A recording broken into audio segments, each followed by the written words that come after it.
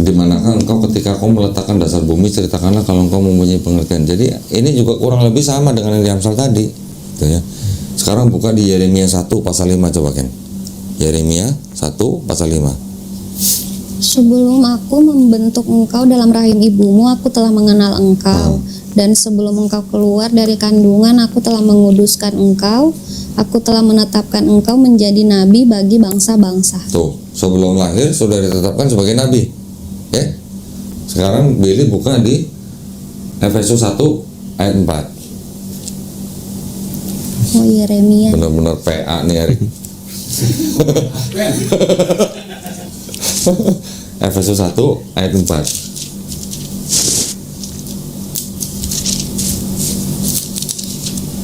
Apa katanya? Efesus 1 ya.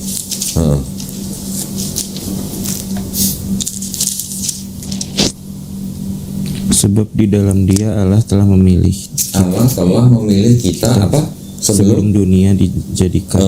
Berarti sebelum Abraham juga kan? Nah, supaya kita kudus dan tak bercacat di hadapan. Nah, gimana Ken? Sebelum dunia dijadikan, katanya Allah sudah memilih kita, katanya. Berarti kalau kita baca tadi keempat, yang di Amsal, yang di Ayub, yang di Yeremia, yang di Efesus, boleh nggak saya katakan bahwa sebelum bumi diciptakan, Allah atau Tuhan Yang Maha Esa itu sudah mengetahui kita. Kita ini sudah ada di dalam pengetahuannya. Masuk nggak? Ya kan? Jadi kalau Yesus bilang sebelum Abraham ada, aku ada, sama nggak dengan ini? Itu, ya, itu sanggahan pertama. Yang kedua, orang Kristen itu menggunakan Yohanes 8:58 yang dibilang I am, gitu kan?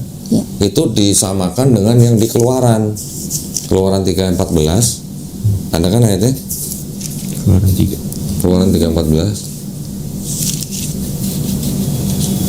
Coba cepetan mana? Kenny sama Billy buka Bible-nya. Firman Allah pada Musa. Ya. Apa katanya? Aku adalah aku. Nah, orang Kristen atau apologet Kristen sering menggunakan Yohanes 8:58 disamakan dengan Keluaran 3:14. Di Keluaran 3:14 itu kan bahasa Ibrani-nya eheye eser eheye. Aku adalah aku gitu. Yang Yohanes 8:58 itu disama-samakan dengan itu. Jadi seolah-olah untuk membuktikan bahwa Yesus itu Tuhan gitu. Paham ya maksudnya? Nah, I am atau aku ada itu bahasa Yunani apa? Ego eimi gitu. Ya bahasa Yunaninya. Bahasa Ibrani yang di Keluaran 3:14 eheye eser eheye. Coba kalau kita terjemahkan eheye eser eheye ke dalam bahasa Yunani, bakal jadi ego eimi enggak? Enggak ternyata. Itu jadi tidak masuk ke dalam argumen kalau mencoba membuktikan bahwa Yesus Tuhan menggunakan Yohanes 8:58 itu ya. Kalau eheye eser eheye itu kalau dijadikan apa namanya ke dalam bahasa Yunani itu jadinya ini nih, kalau misalkan sebentar harus ada hoon gitu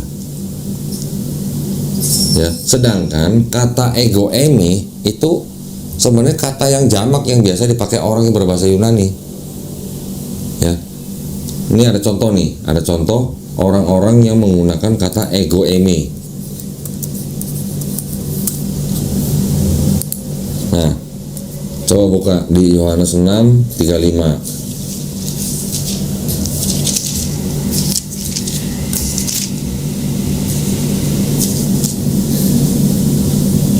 Kata Yesus kepada mereka, akulah roti kehidupan. Nah, itu pakai ego eimi juga gitu. Tapi ketika Yesus yang ngomong ego eimi di Yohanes 8:58, dianggapnya Yesus sebagai Tuhan karena mau disamakan dengan eheye eser eheye. Orang lain yang berbahasa Yunani yang ngomong ego eimi gak dianggap sebagai Tuhan.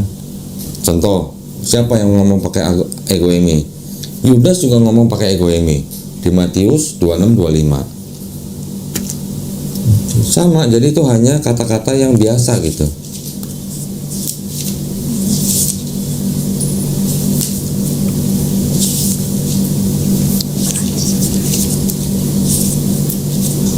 Matius 26:25.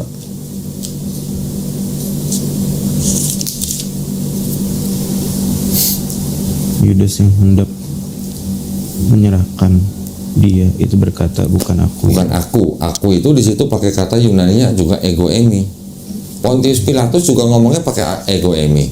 Ada di Yohanes 18:35. Coba.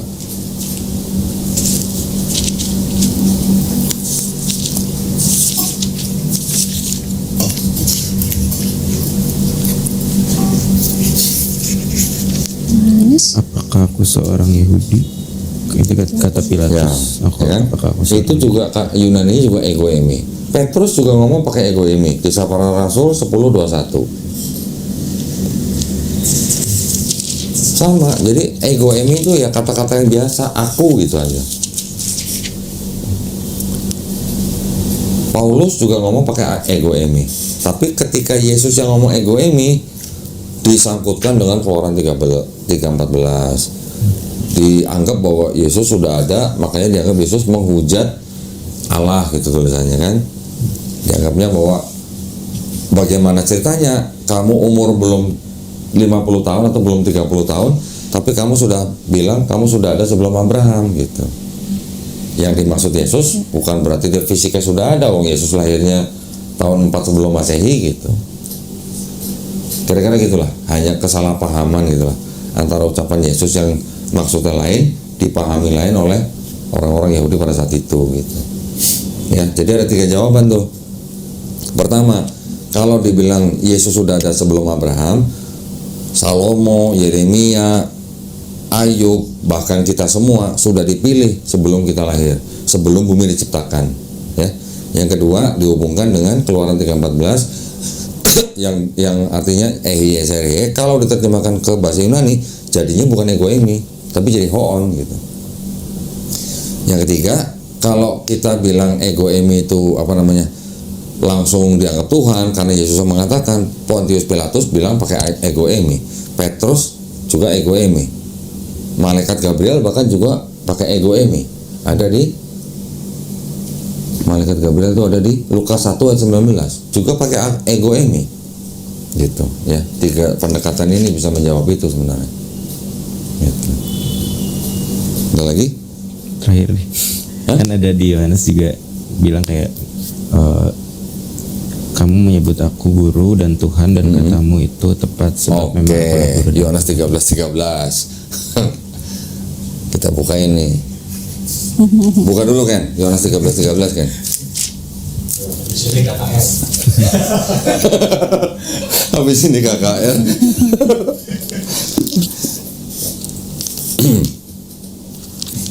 Kalau yang di terjemahan itu emang Yesus sendiri yang ngomongkah atau Lord. sebenarnya Lord. masih diragukan kita Oke. yang di situ? Oke, gini, sebelum saya jawab, saya kasih tunjuk dulu. Kalau yang dipegang oleh Billy tadi kan menyebutnya aku guru dan apa? Tuhan. Tuhan. Ya kan? Kalau ini apa? Kamu memanggil aku guru dan Tuhan. Sama nggak Tuhan sama Tuhan? Beda. Kalau dari segi bahasa Inggris sih begini. Nah, bahasa Inggris coba apa? Lord. Kalau di bahasa Inggris itu Lord. Nah, nih. Salah. Ya kan? You call me teacher and Lord. Nah, sekarang saya mau nanya ke Billy nih, ya. Kalau dalam bahasa Inggris ada tulisan G-O-D, ya. G-nya besar. Kalau diterjemahkan ke bahasa Indonesia jadi apa harusnya? Tuhan. Tuhan, ya kan? Kalau Lord, L-O-R-D, diterjemahkan ke bahasa Indonesia jadi apa harusnya? Tuhan. Hah? Tuhan. Tuhan. Lord. Lord. Bisa Tuhan, bisa Tuhan. Kalau Lord itu. Lord itu kalau di Bible diterjemahkan dari kata kurios, ya. Kurios itu memang bisa dual meaning, bisa 2 arti gitulah. Bisa ditujukan kepada manusia, bisa ditujukan kepada Tuhan.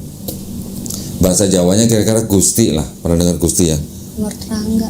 Nah, jadi kalau misalnya Ihsan ini punya tanah banyak, Lord Rangga. di Inggris dia disebut Lord Ihsan gitu, karena dia punya tanah banyak gitu.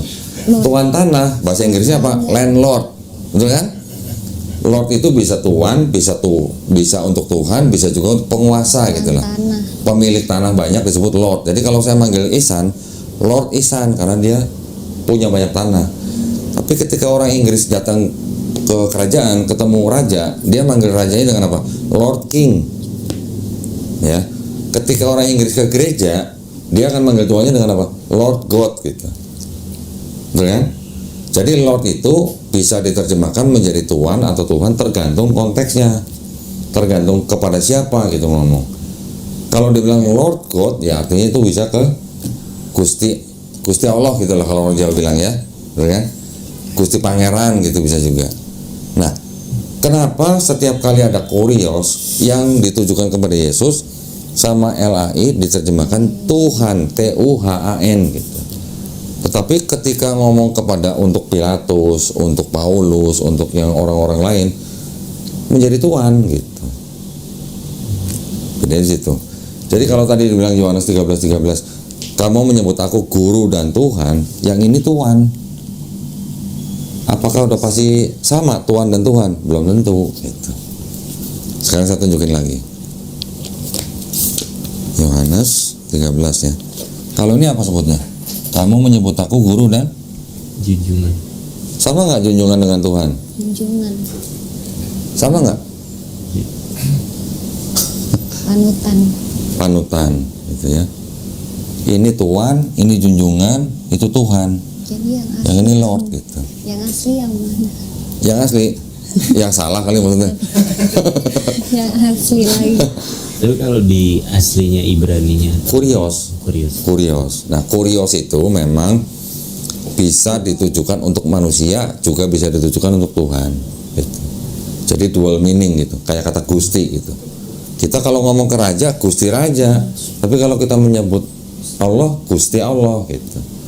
Nah, tapi kalau di Kristen, khususnya yang di terjemahan yang LAI, kata yang tadinya bisa berarti Tuhan, junjungan, itu dirubah langsung dengan kata Tuhan gitu.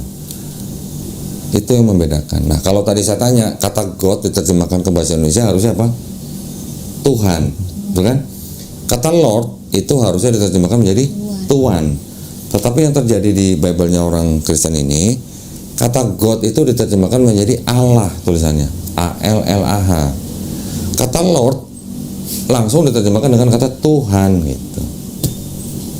Itu karena apa? Karena ada muatan teologis dan juga ada misi penginjilan gitu. Ya, sekarang saya tunjukin lagi. Ada yang udah jadi Tuhan. Di sini coba buka Yohanes 4:19. Di sini tulisannya apa nih? kata perempuan itu kepadanya, ya Tuhan, tentunya engkau adalah seorang nabi. Ya Tuhan. Oke. Coba di sini apa? Di sini beda. Baca. Kata perempuan itu kepadanya, Tuhan nyata sekarang padaku bahwa engkau seorang nabi. Di sini Tuhan, di sini Tuhan. Tuhan. Oke. Saya bukanya bahasa Inggris nih. Sebentar.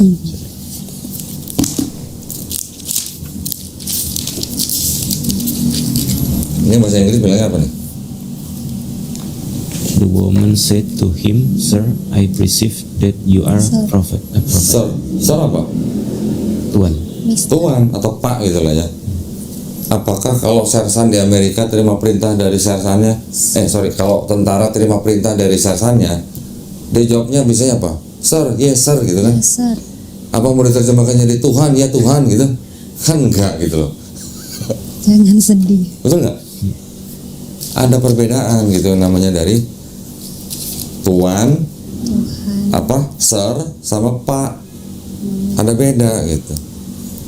Ya tapi memang di dalam Bible-nya yang LA itu setiap kata kurios yang ditujukan kepada Yesus langsung diterjemahkan menjadi Tuhan gitu. Oke, sekarang buka yang ini, Billy, buka ini. Tadi kan di situ Tuhan. Coba buka Yohanes 4:19. Ini TB1, ini TB2 nih.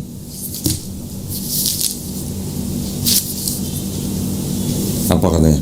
Kata perempuan itu kepadanya, Tuhan, nyata sekarang padaku bahwa engkau seorang nabi.